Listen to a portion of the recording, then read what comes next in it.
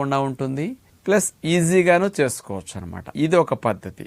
లేదా మీరు రాగి పిండి జొన్న పిండితో కూడా అట్లు చేసుకుంటానంటే దాన్ని కూడా కాస్త పుల్ల పెరుగు కానీ ఇట్లాంటిది కలిపేసి పల్చగా అట్లాగా పోసేసుకుంటే మంచిది. దీనివల్ల గట్టిపడకుండా